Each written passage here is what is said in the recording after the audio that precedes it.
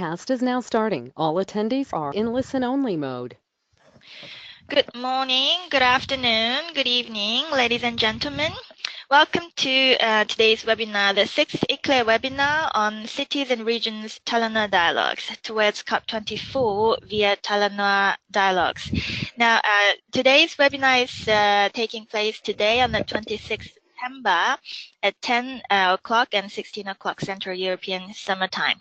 My name is Jisun Huang. I'm Senior Climate Advocacy and Policy Officer at ICLE World Secretariat. I will be a panelist as well as a facilitator of today's webinar. On behalf of ICLE, I would like to extend my heartfelt welcome to all of you. Now, before we start, let me quickly give you a technical introduction on some of the features of today's webinar. First, you are automatically muted, and I would like to kindly ask you to remain so until the end of all the presentations in order to ensure smooth proceedings. Secondly, there is a box where you can type in questions, so please feel free to type in your questions at any time during the webinar. And last but not least, in order to ensure the principles of transparency and openness, this webinar is being recorded, and upon closure of this webinar, it will be distributed and also uploaded through the ICLE YouTube channel. Now with that, let me move on to introducing my fellow panelist, Mr. Yunus Arikan. Yunus is the head of global policy and advocacy at ICLE World Secretariat. Yunus is also the local government and municipal authorities constituency focal point to the UNFCCC. Now, with that, let us get started with today's webinar. Now, Yunus, over to you. The floor is yours. Thank you, Jisun. Colleagues, ladies and gentlemen, good evening, good morning, good afternoon to all of you. For today's agenda, we have prepared updates for 5 main points. First, we will go through the GCAS as a brief recap. Then we will focus on the Talanoa dialogues. We will provide some updates on negotiations, and we will focus on agenda at COP24 and just go through the upcoming events. And I would share this presentation together with Jisun so that part of this will be delivered by her. Just to recall, if you can remember, we have started our webinars monthly. We had a break in summertime, and in September, we had a webinar early in the September, just before the climate summit, Global Climate Action Summit. And we particularly wanted to have this webinar again in September because of the several advances in the agenda and for the upcoming. Yunus, yeah. just quickly, I'm not seeing your PowerPoint at the moment. I'm not sure if that's the case for all the other attendees. Are you showing us your now we see. Okay. I see. Okay. Yeah. Okay. Yeah. Go ahead. Thanks for the alert. The reason why we have this webinar now this week is based on the upcoming agendas. It may be good to keep us alerted on several points, and I think in mid-October, very likely around the second week, maybe we can have another round to see our progress as we advance towards the COP. Of course, things are rapidly evolving. So. Going to the climate summit, the Global Climate Action Summit in California, in San Francisco. As you could recall, we have shared several official also documents, but if we can recall about that, let's remember there was a couple of reports released for the occasion or prepared for the summit, and I think these reports are helpful for our planning and also for information because they captured very new, interesting information. The first one is from the New Climate Economy that was prepared by Nicholas Stern and some partners. It was particularly trying to emphasize what is the benefit of action. If you can recall, in 2006, there was a report which was saying that the cost of inaction is too high. Now, this report is trying to say that if you act, you can also get economic benefit, both short and medium term. And I think this is, of course, changing the mindset.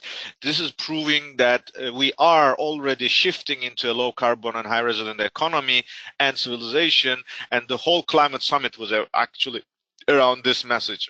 There was another important analysis released by Yale University. It was an aggregation of impacts of action by cities, regions, and business. Several initiatives in several countries were captured. Of course, this is a very difficult challenge, but the figures were also very promising to show that NDCs could be accelerated if national governments are taking into account all these actions. There was a very important report released by with the collaboration between WWF Mission 2020 and Stockholm Resilience Center. Actually, this was the opening report, and there was a very nice presentation by the director of the Stockholm Resilience City Center and Christiana Figueres, who is leading the Mission 2020 and the key figure behind the whole summit. This was trying to give the confidence that if we advance and if we follow the existing track, or if we scale up the existing our efforts, it is doable, it is in reach that we can halve emissions by 2030 and we can go to climate neutrality by 2050. This was also a very strong message, again providing positive messages. And finally, there was also another Global Covenant of Mayors 2018 report, which is an aggregate of around 9,000 cities and regions from across the world. This was also for us an important effort. This was proving that this information is helpful for the nations. During the summit, we had tracked, I think there were around 20 plus leaders in the plenary and breakout sessions. These are all available from the website, of course, of the summit.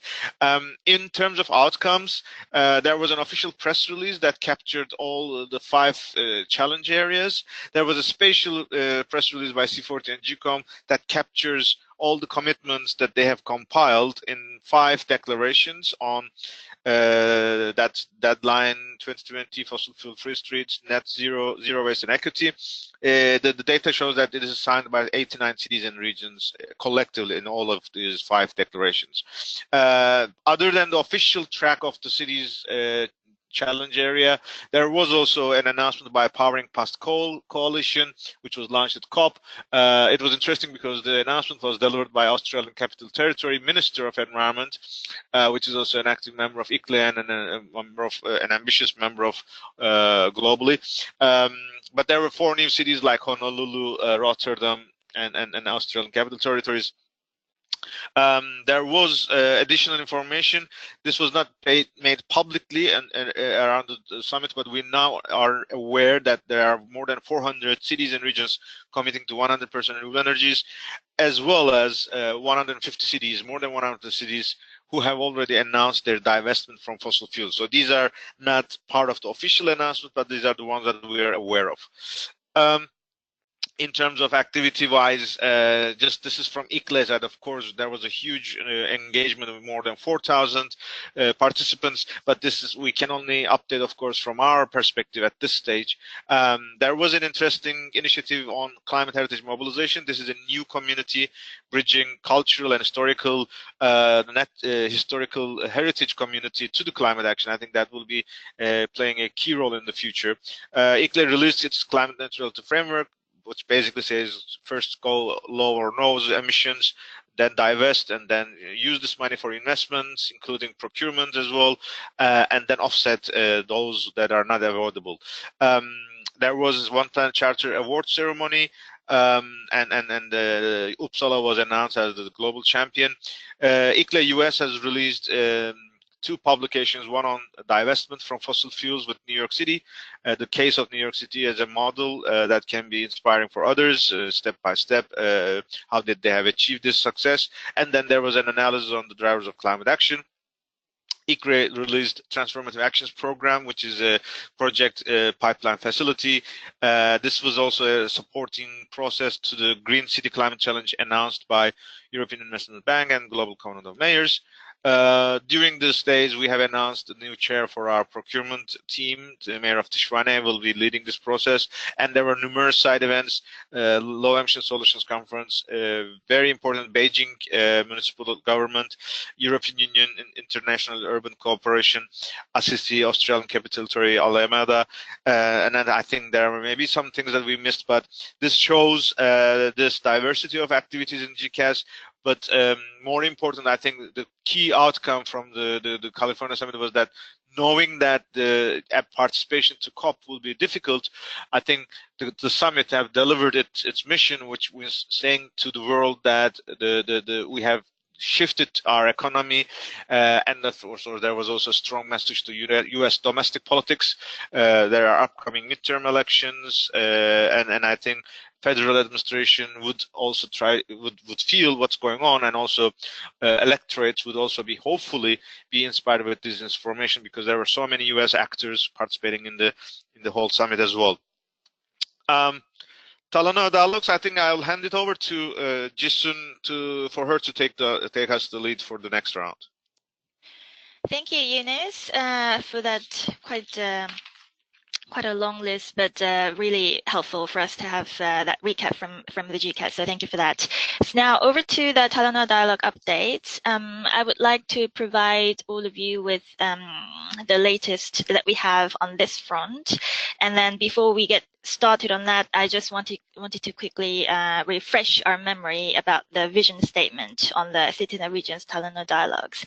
As many of you recall, we had two key pillars as our visions. So one is to strengthen this urbanization and climate nexus in order to create synergy, and the other pillar that we had as our vision is to strengthen the multi-level climate governance, as is provided in the preamble text of the Paris Agreement. Now, with that, let me give you the latest updates from Cities and Regions Talanoa Dialogues as of late September this year. So far, we have 54 sessions scheduled, and 44 have been confirmed, and then about 10 of them are to be confirmed now. And then they are to take place from now until approximately November-ish. Of course, the ones who are taking place before the 29th of October deadline will then be captured in our submission to the presidencies.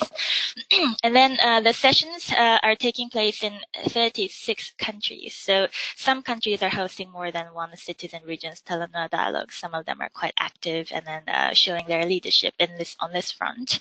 And then what's also notable is that more than 75% of these Cities and Regions Talanoa Dialogues are actually taking place in the Global South, which also is a great sign that in the Global South, the cities and regions are taking the leadership of actually mobilizing this multi-level climate dialogues that will then feed into making the next revision of NDC much more robust. Now, ICLE has contributed an article on the GIZ UrbanNet website, basically capturing some of the key highlights that we've been receiving from various Talanoa dialogues all over the world. So some of the key insights that we would like to very much share with the public, for example, from the Togo case, from the Philippines, Indonesia, South Africa, and Ecuador, about how they are mobilizing their different sectoral elements in order to strengthen climate policies across all levels of government, and also to bring urbanization closer to the climate agenda. So some of these great examples have been shared, and the article on the UrbanNet is set to be published by the end of September. Now, when it comes to the submissions, the submission deadline set by the COP mandate is the 29th of October. And then, of course, the three key questions will be the structures of our submissions. So where are we and where do we want to go and how do we get there? And then if you recall, our first submission for the April, it was more about how we structure these whole initiative and what kind of plans are already in store. And then now for our second and final submission, we have a lot more concreteness in our submission in terms of the mobilization of participations, and then the eagerness of cities and regions in actually engineering how to their contributions towards implementing NDCs. And then those key commitments and announcements will then be captured by our submissions on behalf of all the Citizen Regions Talanoa Dialogues initiative. And then also how to strengthen the second NDCs and also to strengthen pre-2020 action from the Citizen Region side, and also to build upon the climate neutrality mandate of achieving that goal of climate neutrality by mid-century. All of these were some of the key discussions that we have been seeing from Citizen Regions Talanoa Dialogues, and we're very much looking forward to sharing that in our submission. And then there will be a synthesis report based on our submissions and all the other parties and non-party stakeholder submissions by COP24 for consideration by ministers at the high-level Talanoa dialogue. And then all of this will then be actually taking place in the political phase of the Talanoa dialogue on the 11th and 12th of December. And then I'll go into more details on this later in this webinar. Now, this is the updated table of all 54 sessions of Citizen Regions Talanoa Dialogue. So we can just quickly go through this. I just wanted to give you this latest table so that you can have a good sense of where that dialogues are taking place, which country and which cities are actually participating. So Eunice, we can go to the end, and then I guess we can jump off to the reporting table. So yes, in order to capture our outcomes in a more systematic manner, ICLE has developed this reporting template, and it has been distributed to all the hosts and partners of Citizen Regions Talanoa Dialogues. So based on this input that we gather, based on this template, our submissions will then be shaped up. Let us move to the Paris Agreement work program now. So one key element for COP24 would, of course, be the Talanoa dialogue, and the other part is then the completion of the Paris Agreement work program. And we've had quite a lot of developments and progress made at the Bangkok session. Of course, the work is still under progress, but we do see lots of references made to the role of Citizen Regions Talanoa Dialogues. And then before we get to that, let us recap what we already have within the Paris Agreement framework when it comes to the role of citizen regions. So in the preamble, we already have this recognition of the importance of participation from all levels of government for climate policy. And then also we have specific references to the importance of local and regional government's role for adaptation, capacity building, and also loss and damage. And that's already that's already been quite a great structural element for us to align local and regional actions for the Paris Agreement support Paris Agreement implementation. Now, in the decision 1 CP21 text, there are also quite a lot of elements that we can kind of draw upon in order to further strengthen our efforts. So one element is about the high-level champions and how they are going to steer the collective actions from non-party stakeholders. And the other part is, of course, on the Paris Agreement on capacity building to strengthen the local, regional, national contexts of capacity building for NDC implementation. And there are also all these different elements that are included in the pre-2020 action part. And then these elements have been the strong stepping stones for us to brainstorm what citizen regions actually can do to achieve Paris Agreement implementation.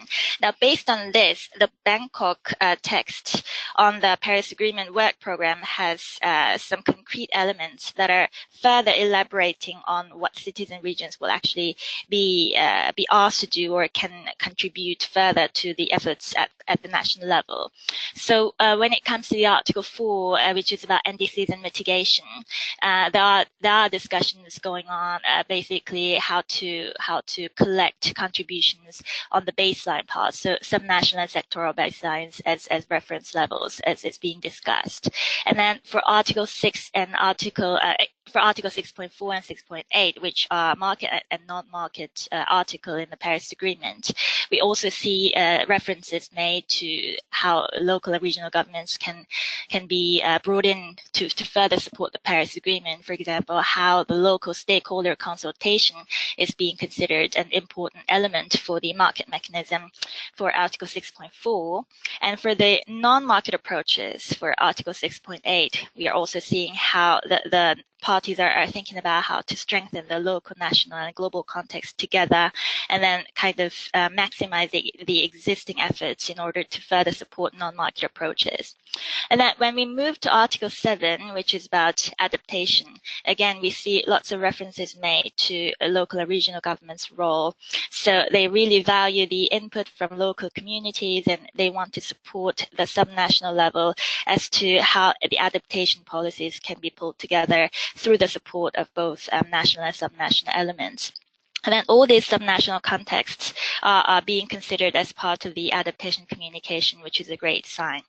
Now, we have another great reference under Article 10, which is technology development and transfer article under the Paris Agreement. So again, they emphasize the importance of how local and regional, national, global level cooperation is being taken into consideration as a key element and how to strengthen it going forward.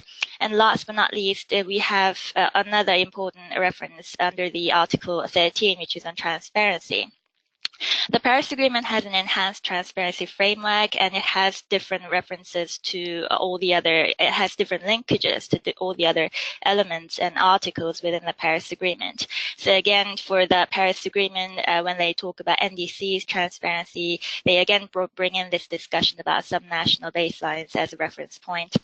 And also for adaptation, we also are we are also seeing different aspects on how subnational plans can be integrated into the national adaptation policy, and also not to forget the capacity building, which is one of the key elements where the local regional government's role is being emphasized. So we are seeing how to strengthen these regional, national, subnational policies into a one line into a one long-term goal that is set by the Paris Agreement. So we see all these different elements within the current Bangkok text, which will be then the basis of the textual elements, textual proposal to be developed by the presiding officers to be released by mid-October. And based on this, at COP24, parties will then finalize a Paris Agreement work program. So ICLE intends to keep an eye on all these developments, and I will keep you informed as they come out. Now let us move to the IPCC, and Yunus, over to you.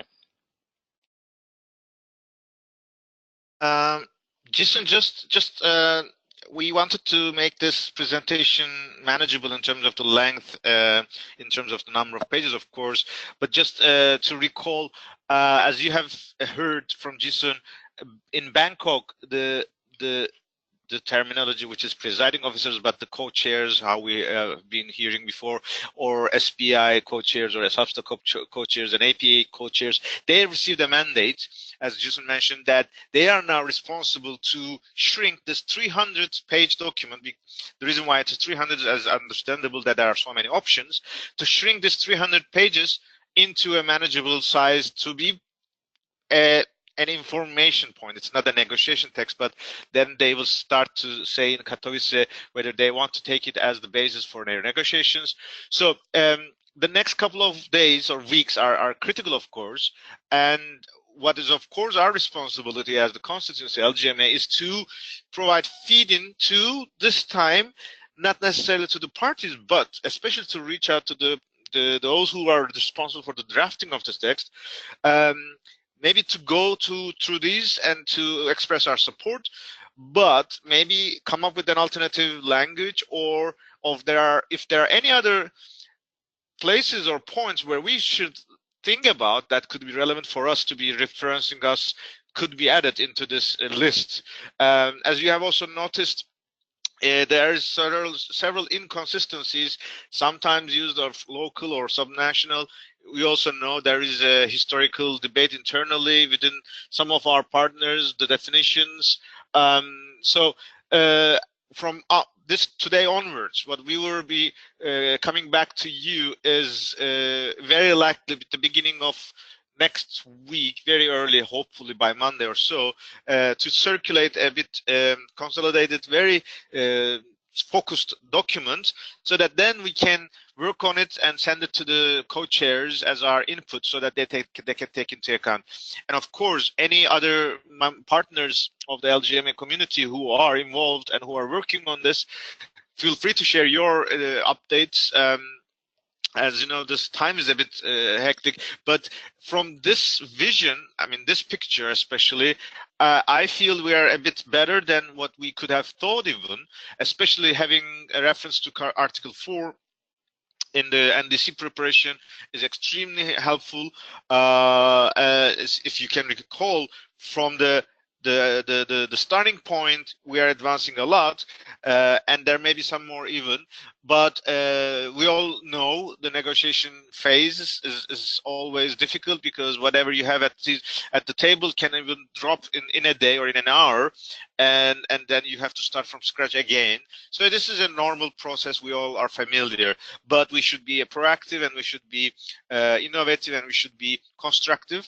Once, of course, the final document is released from the co-chairs, then we should continue our work with the Friends of Cities or other delegations, so that they also support the text wherever we are there, or even introduce more if we are missing. So that was the main purpose of this presentation. So that we can clarify how to go forward. Definitely there are more work to do in the next couple of days. So coming back to the negotiation agenda, of course, IPCC this year is unique. There are two main topics in the IPCC process. One is directly relevant to us, because there was a huge success to this IPCC. At the moment, the outcome from the cities IPCC conference in Edmonton is submitted by the Secretariat as a report, which is prepared by the steering committee, scientific steering committee, and this is now an official document of the IPCC plenary. According to the agenda, IPCC will take note of it, and because of the very heavy agenda in terms of negotiations for the other topic, which is 1.5 degrees, we are not expecting to have too many big discussions, but you never know. Again, we have to check for that. In a nutshell, this is a 60-page document. What this document provides is an overview of the whole summary of, let's say, how the conference was organized, the participation figures, the organizational aspects, and then provide some key proposals for IPCC at the moment when they take into account this report, then in terms of their work plan, how they can advance.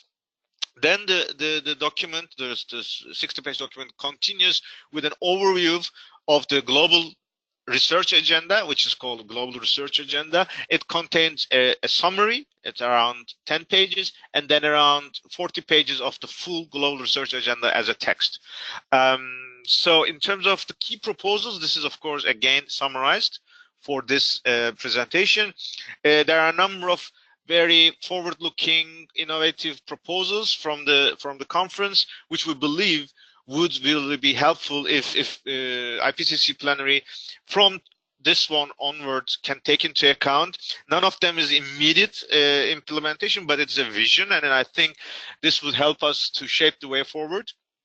I will not go through it, but there's a number of proposals. There are also several key initiatives that took place to inform IPCC that partners of the community of cities IPCC who have already been continuing to provide their input, so that these are the efforts that are taking place outside of the IPCC's sphere.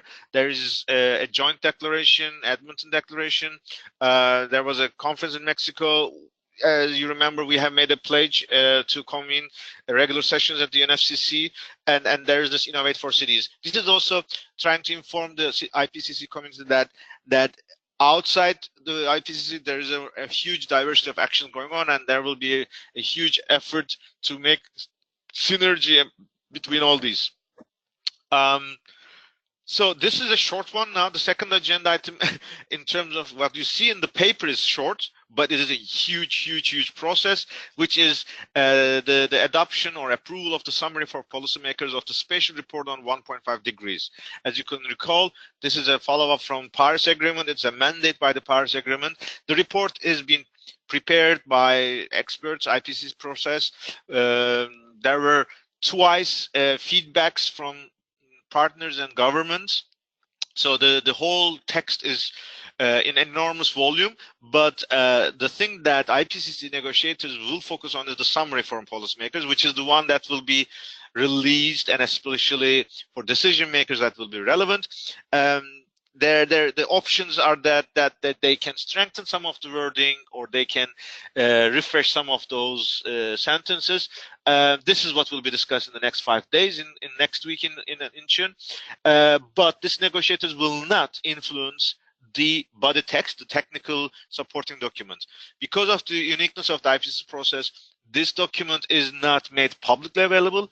Observer organizations have access to it. We have downloaded the report, but beyond that, there is a community of the lead authors who are involved in or authors who are involved in the IPCC process, 1.5 degree process, who are now working on a supplementary document that could be like a digesting of all these complex messages or data, for the purpose of action at the local level, for decision makers, for the local leaders, mayors or governors.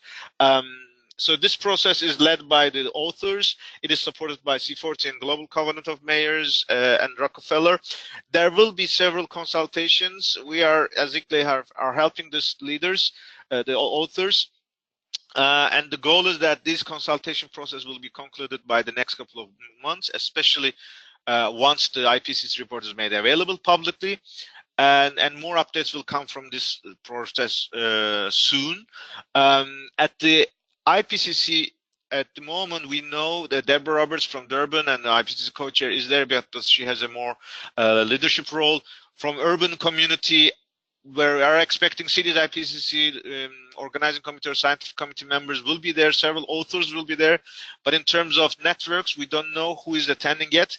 We are checking with the Korea office whether there will be any presence or from Seoul Metropolitan Government or Suwon. We will update more updates on that towards the end of the weekend or by the early morning of the Monday by German time. With this, now let's go for the agenda at COP.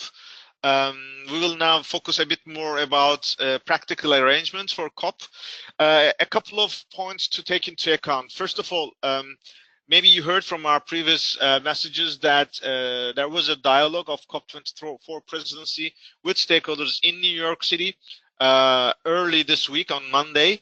What we know is that a lot of questions are still unanswered. The COP24 presidency are still trying to gather their information, especially on logistics, zoning, capacity, how will they plan the access of observers.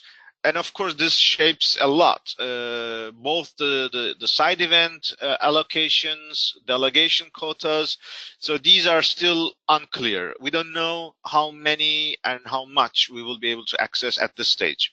There is an effort that we are hearing from media or from some informal sources that COP24 presidency is preparing some declarations for their approval, very likely by several heads of state. These are on 3 points: just transition, forest, and electric mobility. Especially just transition and electric mobility, we're expecting to have strong reference to local and regional governments. But as ICLE, at least, we haven't received any official document. We have heard here and there. We hope this will be available soon, and the moment we receive officially, we would of course be sharing this with you. In terms of pavilions, official application deadline is 30th of September, which is Friday. This is the space where you pay on a commercial basis so that governments keep their office spaces or pavilions. Since the beginning of this year, we were giving the signals that due to several challenges, we are not planning as ICLE to host any cities and regions Talanoa dialogues or any cities and regions pavilions, but we are expecting several pavilions by national governments would be opened in doors for local and regional governments and their networks. Therefore, under all these conditions, what we are expecting or planning to have an overview is that this will be 2 weeks, even more than 2 weeks now. It will start on Sunday. There will be 1 day heads of state. We don't know how this will be managed because it was not originally foreseen in the plan. So this may be a very special event of the presidency. Therefore, it may not have too much binding outcomes. And it's also not clear the diversity and which countries will be there at the heads of state level. But our vision is that to focus on 5 key days, 7th to 12th of December, as like multi-level action days. It's not this time, as you all remember, once in previous day COPs we had cities days, then cities and regions pavilion and dialogues. But because we'd like to this time adjust our preparations, the logic could be multi-level action days, which combines several events. Marrakesh Partnership, Jason will go through it. There are several events. Talanoa dialogues will take place. Again, she will mention it. UNFCCC side events. We are hoping that most of our side event applications in the UNFCCC official side event agenda could be around these dates. The pavilions, especially the EU pavilion, German pavilion, China, NDC partnership, or any others that we can expect, we would look forward to have their events to be around these dates, in particular if it is at the political level on 10th and 11th. On the 10th of December, Global Covenant of Mayors will have an EU pavilion day and a long reservation in the EU pavilion. And we are receiving several positive signals from City of Katowice that they will be hosting a reception on the Monday evening, which will be an extended reception, because this is important, because on the 11th of December, we will have the Talanoa and high-level segment. So this is our last opportunity to influence the ministers. We hope there will be several ministers joining us, depending, of course, on their agenda. But this will be the last moment for us to influence their thinking, because you all know, despite all these negotiations, there have some guidance from the capitals, but last-minute arrangements are always helpful and important. Therefore, we could still be hopeful to have a good outcome for our constituency in COP. So this is in a nutshell, and now Jason will take us through Marrakesh Partnership and the Talanoa at COP. Thank you, Yunus, for that high-level overview on COP24 and plans for different events taking place during COP24. Now, with that, let us zoom in upon the Marrakesh Partnership for Global Climate Action (MGP CA) track.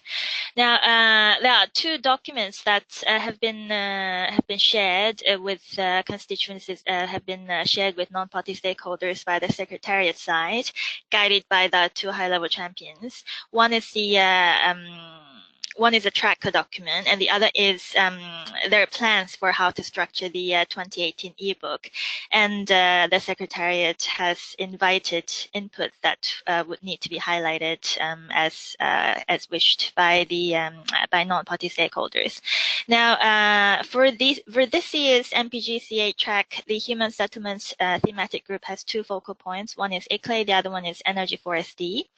And if we look at the ebook, firstly, the ebook, as was communicated to us, to all non-party stakeholders by the Secretariat, they are going to draw upon lots of different elements that are already existing to structure this year's ebook. So different workshop outcomes under the MGP CA, different calls that we had, and regional climate weeks outcomes, and also the outcome documents from COP23 will then feed into this ebook, as well as still the relevant input from the 2017 ebook will then be fed into this year's ebook, as well as inputs from Talanoa dialogues, and then elements from the thematic trackers, and then announcement documents that have been shared at the GCAS and other major relevant events, New York Climate Week, and then also data from the NASCA platform.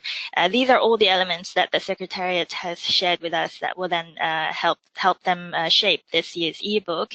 And then should there be any other additional elements that non-party stakeholders would like to,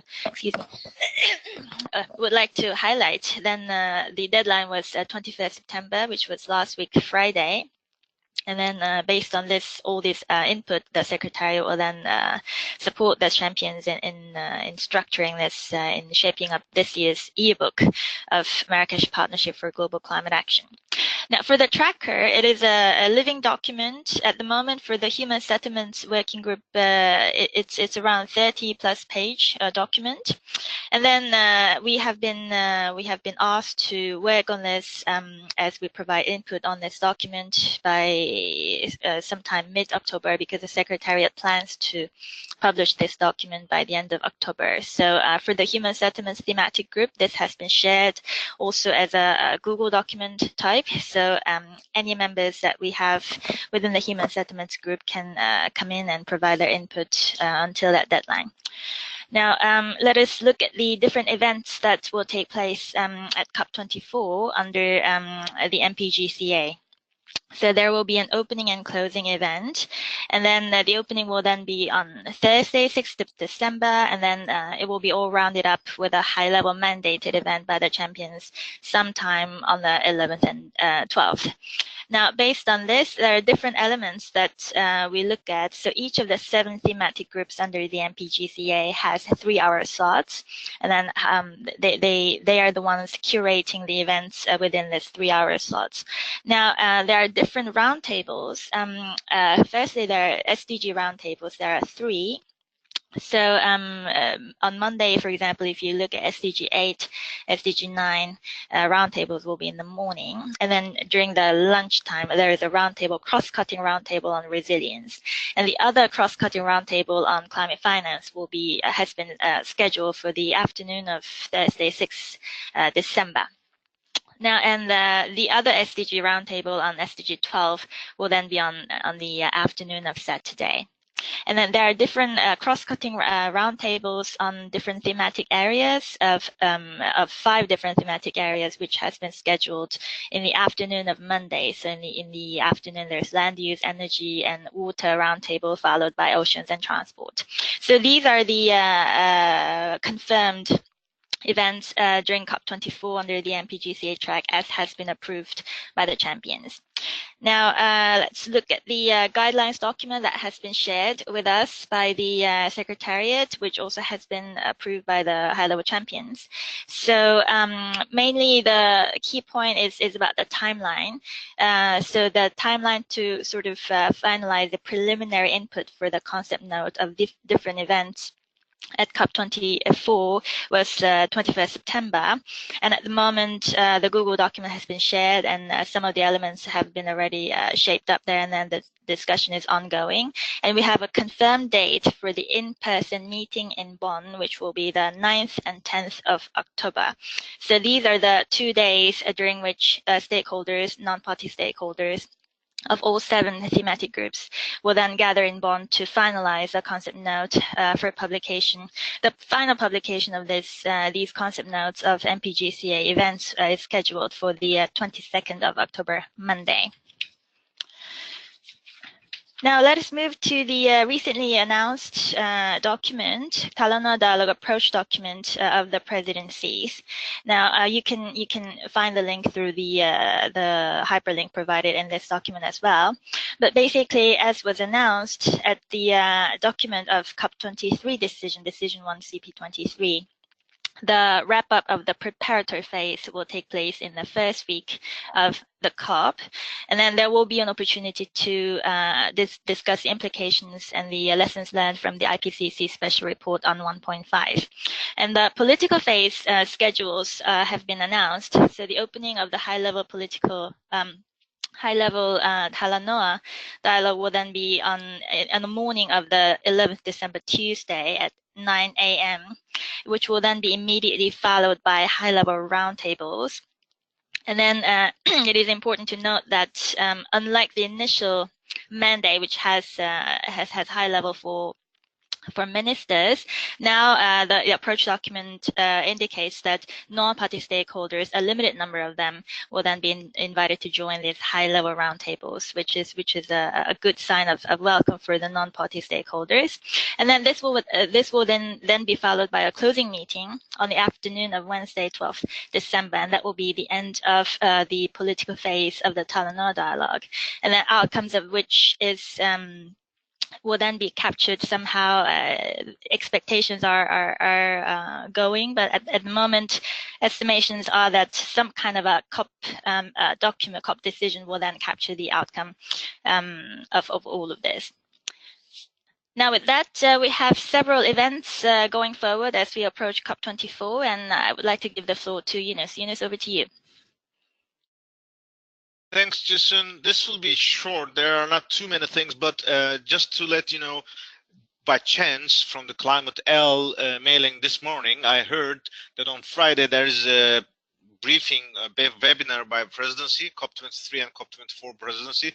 We will circulate this soon, together with this PowerPoint and the links.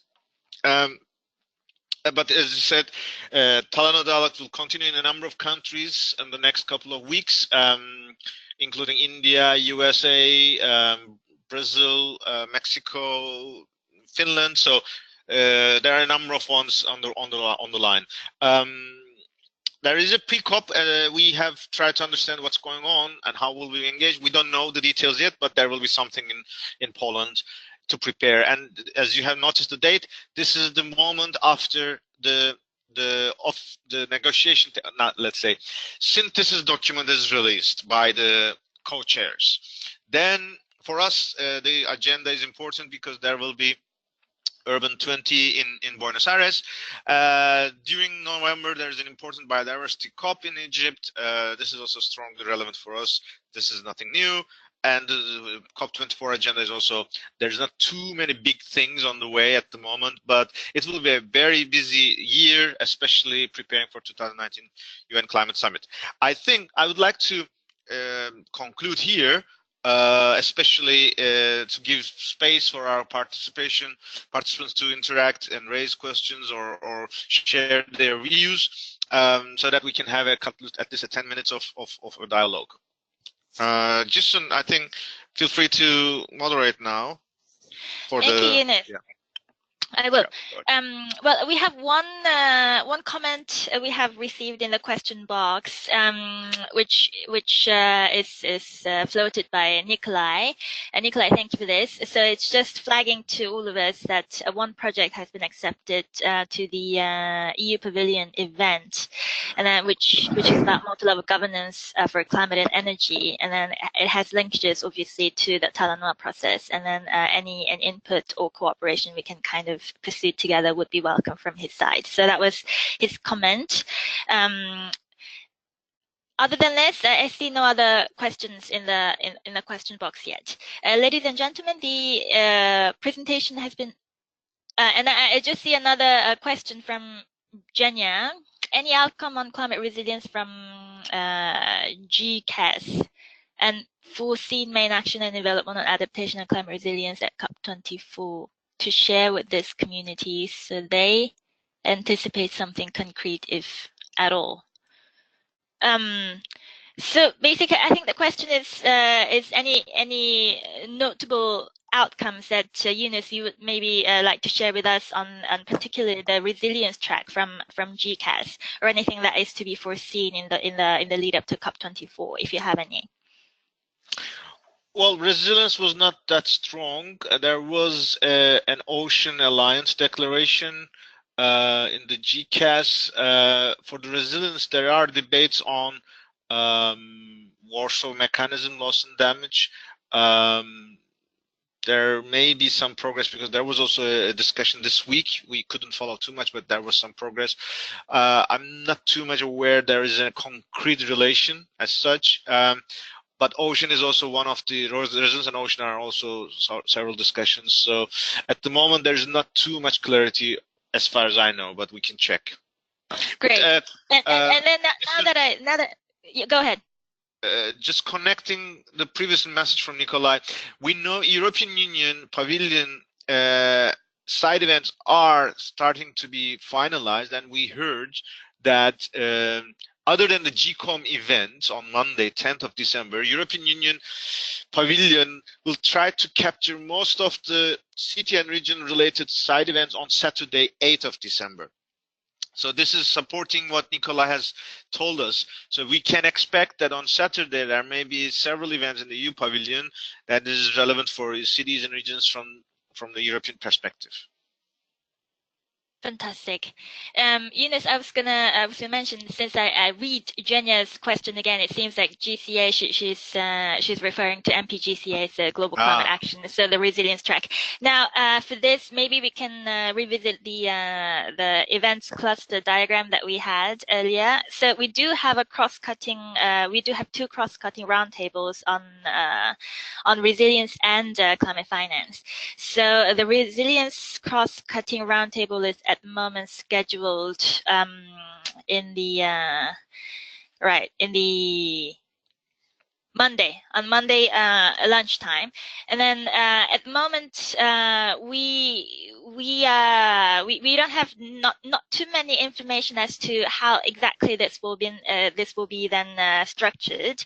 The timing has been confirmed, and we do know that the high level champions will then provide some guidance supported by the climate MPGCA team at the Secretariat, but we believe more clarity will then be provided in the in-person meeting that will be on the 9th of October. But at the moment, what we know is that this will then take place, and then some of these elements we believe will be drawing from the existing action tracker documents that are being developed by different thematic groups, because all of them has linkages to resilience as well as climate finance. I think that's the idea. But then, like, when it comes to how to exactly structure this at the COP, in this format of roundtable, and then who will then be brought in to do what, that kind of roles and responsibilities and more detailed discussions, we believe will take place at the in-person meeting. And again on that, I mean, this chart now you have been showing just from the information we received from a couple of months ago. Let's be cautious that this may be significantly updated depending on logistical arrangements that the presidency will announce, because as of today, if you go to the website, you don't see any information about seating plan, any information about zones, any information about planning.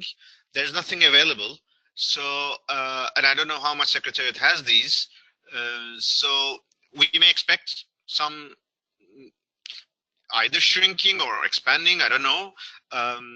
I'm not too much expecting expansion, but shrinking may be possible. The number of events or their planning could change a bit significantly. So let's be cautious about saying that this is confirmed. This is not confirmed. This is the latest we have, and we will see more, as you said, after mid-October. That's true. Now, any other questions? Ladies and gentlemen, you can also raise your hand, and then we will unmute you so that you can actually speak and then ask us questions. So the floor is now open.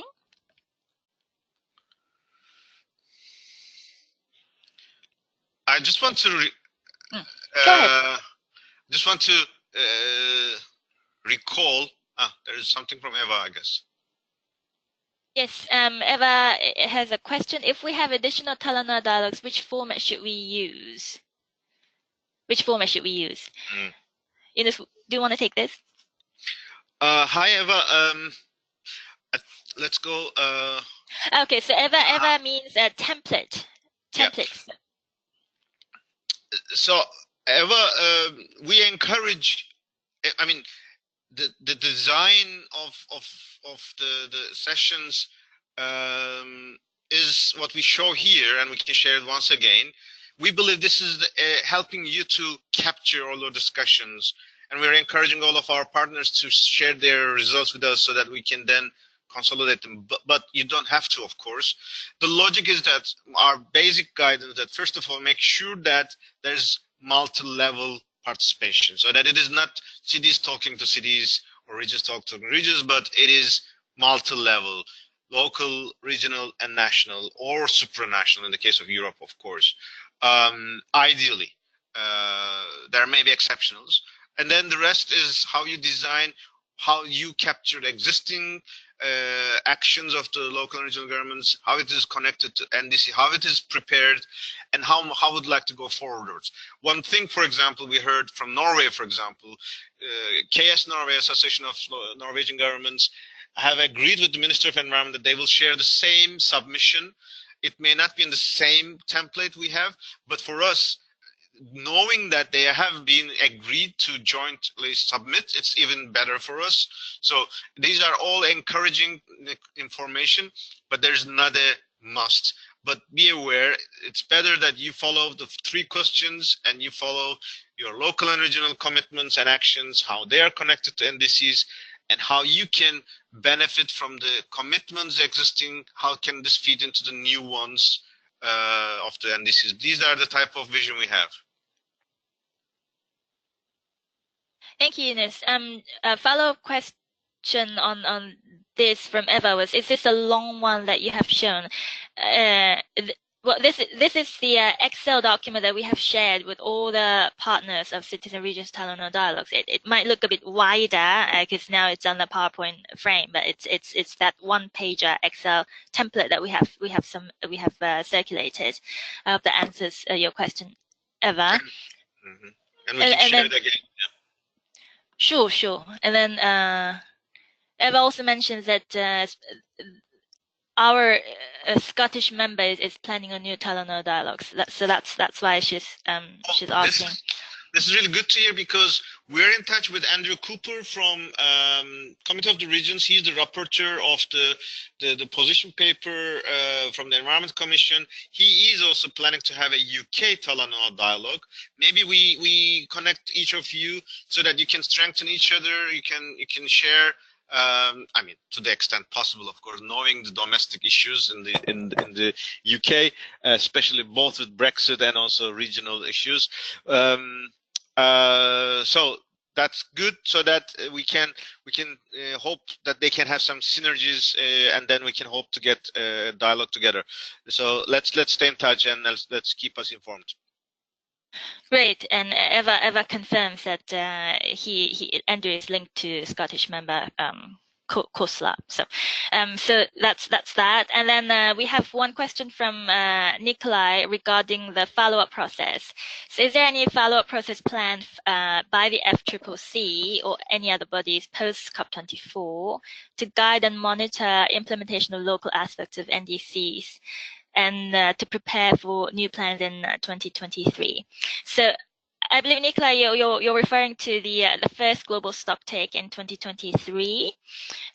More on this, I believe, will then we will have more clarity in Katowice, as global stocktake is part of the Paris Agreement work program, and the negotiation is still ongoing. But based on the current document, we do believe not just parties' input, but non-party stakeholders will then be asked to provide input, will be invited to provide input as well. And having this Talanoa exercise this year certainly will then provide some guidance, sort of key insights for party negotiators as well.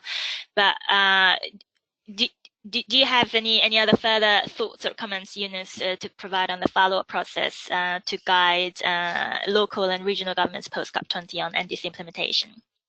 Well, as you said, this is at the UNFCCC level. We are not aware. There may be things to shape up. We can think about some proposals. We are rather hoping from the Talanoa dialogues, some of the nations can come up with this. For example, Ecuador, Morocco, Korea, Mexico. These are the progressive countries on that track who have already committed or planning to announce something moving forward, and several other African countries as well. So this will be very likely. We will see at the final report that we will come up with, and it will be very likely like those who are eager to do it could come up with a kind of a coalition and or alliance. We can come up with that kind of an idea. As you all remember, we are also, as ICLE, the first association member of NDC partnership. There are several negotiations going on that track. We want to build together these countries who are on that track to be much more actively involved, saying that this is increasing in numbers So let's see. It will be an interesting process. Great. I don't see any other further questions or any hands raised at the moment, and I'm conscious of the time. We're 1 minute over time. So, ladies and gentlemen, if you have any further questions or comments, now is the last chance for you to raise them. I see none. So I believe, Eunice, we can close this. Any other closing comments you would like to provide? Thanks. I just would like to welcome a familiar colleague that with us, and she just left. Marusha was on the webinar. She's been a long time colleague of the LGMA constituency, and now she's joining us in her new capacity as the Secretary General of the SLOCAT, the Sustainable Low Carbon Transition, the Sustainable Low Carbon Transport Alliance. And we will be seeing her a couple of times, I think, both in the next weeks and then in the upcoming COP24. So I just like to congratulate her and thank all of the participants of this webinar, and we'll continue to share our updates. Feel free to share your updates with that so that we can continue this exchange of information. And thanks a lot, Jisoo, for your facilitation. You're welcome. Now with that, ladies and gentlemen, thank you once again for joining us today. As was mentioned at the beginning, this webinar has been recorded and will be shared with all of you as well as the PPT slides. Thank you once again for joining us today, and I close this webinar now. This webinar is now closed.